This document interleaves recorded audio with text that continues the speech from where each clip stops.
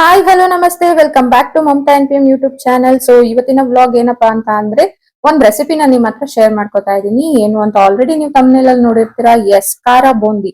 ಖಾರ ಬೂಂದಿನ ಮನೇಲಿ ಎಷ್ಟು ಈಸಿಯಾಗಿ ಮಾಡ್ಕೋಬಹುದು ಅಂತ ಅಂದ್ರೆ ನೋಡಿ, ನೀವೇನೆ ಇಲ್ಲೇ ಹೇಳ್ತೀನಿ. ಜಾಸ್ತಿ ಇಂಗ್ರೀಡಿಯೆಂಟ್ಸ್ ಏನ್ ಬೇಡ ಇದಕ್ಕೆ. ಸೊ ಫಸ್ಟ್ ಕಡಲೆ ಹಿಟ್ಟನ್ನ without salt or anything just ನೀರ್ ಹಾಕಿ ನೀಟಾಗಿ ಮಿಕ್ಸ್ ಮಾಡಿ ಇಟ್ಕೋಬೇಕು. ಅಂಡ್ ಎಣ್ಣೆನ ಕಾಯಕ್ ಇಟ್ಕೊಂಡಿದೀವಿ. ಎಣ್ಣೆ ಪೂರ್ತಿಯಾಗಿ ಕಾದ್ಮೇಲೆ ಹಾಕಿದ್ರೆ ಒಳ್ಳೇದು, ಗರ್ಗರಿಯಾಗಿ ಬರುತ್ತೆ. ಇಲ್ಲ ಅಂತಂದ್ರೆ ಚೆನ್ನಾಗ್ ಆಗಲ್ಲ, ಬೂಂದಿ ಅಳ್ಳಲ್ಲ. ಸೊ ಸ್ವಲ್ಪ ವೆಯ್ಟ್ ಮಾಡಿ ಎಣ್ಣೆ ಕಾಯೋ ತನಕ. ಗೈಸ್, ನಿಮ್ ಮನೇಲಿ ಯಾರಾದ್ರೂ ಟ್ರೈ ಮಾಡಿದೀರಾ ಅಂತಂದ್ರೆ ಕಮೆಂಟ್ ಮಾಡಿ. ಬಟ್ ತುಂಬಾನೇ ಈಸಿ. ಸೊ ನೋಡಿ, ಈ ತರ ಜಾಲರಿಗೆ ಆ ಹಿಟ್ನ ಹಾಕೊಂಡು ನೀಟಾಗಿ ಕೈಯಲ್ಲಿ ಈ ತರ ಮಾಡಿದ್ರೆ ಸಾಕು, ಬೂಂದಿ ಚಿಕ್ಕ ಚಿಕ್ಕದಾಗಿ ಚೆನ್ನಾಗ್ ಬರುತ್ತೆ. ಸೊ ನೋಡ್ತಾ ಇರ್ಬೋದು ನೀವು.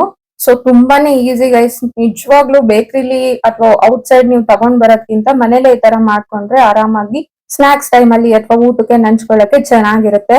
ಯಾಕಂದ್ರೆ ಅಂಗಡಿಲ್ ತರೋದು ಸ್ವಲ್ಪ ಫುಲ್ ಆಯಿಲಿ ತರ ಇರುತ್ತೆ. ನೀವೆಲ್ಲ ನೋಡಿರ್ತೀರಾ. ಬಟ್ ಇದು ಆ ತರ ಆಯಿಲಿ ಆಗಿ ಇರಲ್ಲ. ತುಂಬಾನೇ ಚೆನ್ನಾಗಿರುತ್ತೆ. ಕಡಿಮೆ ಇಂಗ್ರೀಡಿಯೆಂಟ್ಸ್, ಬೆಸ್ಟ್ ಅಂತ ಹೇಳ್ಬೋದು. ನೀವೇ ನೋಡಿ, ಫುಲ್ ವಿಡಿಯೋ ನೋಡಿ, ನಿಮ್ಗೆ ಇಷ್ಟ ಆಗುತ್ತೆ ಖಂಡಿತ. ನೀವೆಲ್ಲ ಟ್ರೈ ಮಾಡೇ ಮಾಡ್ತೀರಾ. ಸೊ ಇದನ್ನ ನೀಟಾಗಿ ಬೇಯಿಸ್ಕೋಬೇಕಾಗುತ್ತೆ. ಸೊ ಇದನ್ನ ಮಾಡೋದಕ್ಕೆ ತುಂಬಾ ಜಾಸ್ತಿ ಟೈಮ್ ಕೂಡ ಬೇಕಾಗಿಲ್ಲ. ಕಡಿಮೆ ಟೈಮ್ ಅಲ್ಲಿ ಇಷ್ಟು ಬೆಸ್ಟ್ ಆಗಿ ಮಾಡ್ಕೋಬಹುದು ನೀವು. ಸೊ ಈಗ ನನ್ನ ವಿಡಿಯೋನ ನೋಡ್ತಾ ಇರೋರಲ್ಲಿ ಒಂದು ರಿಕ್ವೆಸ್ಟ್ ಏನಪ್ಪಾ ಅಂತಂದ್ರೆ, ಪ್ಲೀಸ್ ಯಾರ್ಯಾರು ಇನ್ನ ನನ್ನ ಚಾನೆಲ್ ನ ಸಬ್ಸ್ಕ್ರೈಬ್ ಮಾಡಿಲ್ವೋ ಪ್ಲೀಸ್ ಸಬ್ಸ್ಕ್ರೈಬ್ ಮಾಡ್ಕೊಂಡು ಈ ವಿಡಿಯೋನ ನೋಡಿ ಅಂತ ಕೇಳ್ಕೊತೀನಿ. ಸೊ ಇವಾಗ ಬೂಂದಿ ರೆಡಿ ಆಗಿದೆ.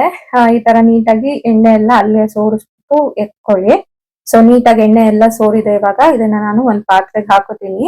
ಇದೇನಪ್ಪಾ ಅಂತಂದ್ರೆ, ಇವಾಗ ಬಿಸಿ ಇರುತ್ತೆ ನೋಡಿ, ಈ ಟೈಮ್ ಅಲ್ಲೇನೆ ಅದಕ್ಕೆ ಮಿಕ್ಸ್ ಮಾಡ್ಕೋಬೇಕು ಉಪ್ಪು ಖಾರ ಎಲ್ಲಾನು. ಯಾಕಂದ್ರೆ ಆರೋದ್ಮೇಲೆ ಅದು ಒಂದು ಕಂಟುತ್ತೆ, ಒಂದು ಕಂಟದಿಲ್ಲ.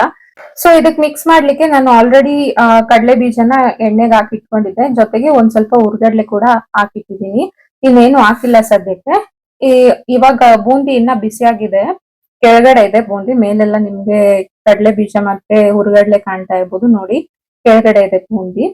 ಸೊ ಇದೆರಡು ಹಾಕಿದೀವಿ ಅಲ್ವಾ. ಇದಕ್ಕೆ ನಾವಿವಾಗ ಆಲ್ರೆಡಿ ಎಣ್ಣೆಲಿ ಕರ್ದಿಟ್ಕೊಂಡಿರೋಂತಹ ಬೆಳ್ಳುಳ್ಳಿ, ಜೊತೆಗೆ ಕರ್ಬೇವಿನ ಸೊಪ್ಪು, ಒಣಮೆಣಸಿ ತಳ್ಳು ಇಷ್ಟನ್ನು ಹಾಕ್ಬಿಟ್ಟು ಇದ್ರ ಜೊತೆಗೆ ರುಚಿಗೆ ತಕ್ಕಷ್ಟು ಉಪ್ಪು ಮತ್ತೆ ಚಿಲ್ಲಿ ಪೌಡರ್ ನ ಆಡ್ ಮಾಡ್ಕೋಬೇಕಾಗತ್ತೆ. ಫಸ್ಟೇ ಜಾಸ್ತಿ ಹಾಕೋಬಿಡ್ಬೇಡಿ, ಎಷ್ಟ್ ಬೇಕೋ ಅಷ್ಟನ್ನ ಹಾಕೊಂಡು ನೀಟಾಗಿ ಮಿಕ್ಸ್ ಮಾಡ್ಕೊಳ್ಳಿ ಬಿಸಿ ಇರುವಾಗ. ಸೊ ಎಲ್ಲ ನೀಟಾಗಿ ಮಿಕ್ಸ್ ಆದ್ಮೇಲೆ ಒಂದ್ಸತಿ ಟೇಸ್ಟ್ ಮಾಡಿ ನೋಡಿ, ನಿಮ್ಗೆ ಗೊತ್ತಾಗುತ್ತೆ ಇನ್ನ ಸ್ವಲ್ಪ ಖಾರ ಬೇಕಾ ಅಥವಾ ಉಪ್ಪು ಬೇಕಾ ಏನು ಅಂತ. ನಿಮ್ಗೆ ಯಾವ್ದು ಅಂದ್ರೆ ತುಂಬಾ ಜಾಸ್ತಿ ಖಾರ ಬೇಕು ಅಂತ ಅನ್ನೋರು ಸ್ವಲ್ಪ ಚಿಲ್ಲಿ ಪೌಡರ್ ನ ಆಡ್ ಮಾಡ್ಕೊಳ್ಳಿ. ಸೊ ಟೇಸ್ಟ್ ಅಂತೂ ಟ್ರಸ್ಟ್ ಮೀ ತುಂಬಾನೇ ಚೆನ್ನಾಗಿರುತ್ತೆ, ಸ್ಪೈಸಿಯಾಗಿ ಕೂಡ ಇರುತ್ತೆ. ಇದಕ್ಕೆ ಬೇಕು ಅನ್ನೋರು ಅವಲಕ್ಕಿನೂ ಕೂಡ ಎಣ್ಣೆಲಿ ಕರ್ದ್ಬಿಟ್ಟು ಅದನ್ನು ಕೂಡ ಮಿಕ್ಸ್ ಮಾಡ್ಕೋತಾರೆ. ಅಂದ್ರೆ ಕ್ವಾಂಟಿಟಿ ಜಾಸ್ತಿ ಬೇಕು ಅನ್ನೋರು ಅಥವಾ ಅವಲಕ್ಕಿನ ಇಷ್ಟ ಪಡೋಂತವ್ರು ಆ ತರ ಮಾಡ್ಕೋಬಹುದು.